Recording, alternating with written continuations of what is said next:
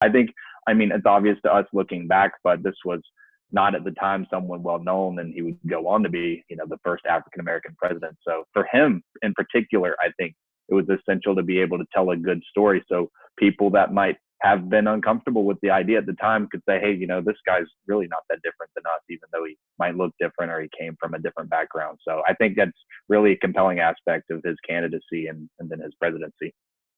Absolutely. And it's one of the best ways as leaders, like if we're on stage or if we're meeting one to one or if we're talking with our board, storytelling is one of the best ways that we have. And we're going to explore throughout the month of November and give you some tips for that. And, for me, like one of the most powerful times for me to see Obama outside of the happening in 2004 was seeing what happened when he was on stage and planned or not planned, had the feel of this extemporaneous singing when he was there singing at the Charleston funeral, and he broke into Amazing Grace right there, like as he was talking.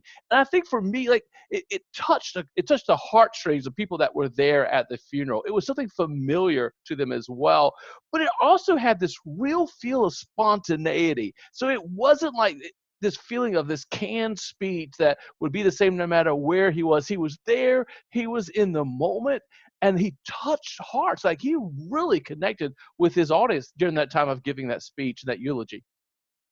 Yeah, I think that's true, and that's another through line with all of these tips is, the goal is not for you just to tell a story to yourself. It has to resonate with the audience. So I think from this example with Obama, you get a little bit of that idea, and also another thread throughout this entire series really is these are examples of presidents who did this, but the traits, the abilities, the characteristics, these are applicable to everybody. I think it's just easy for us to pick out people that are well known, like a president, to exemplify those traits. Absolutely. Well, if you want to learn more about how President Obama did it, check out today's blog post. It's live now. Check it out now. All right.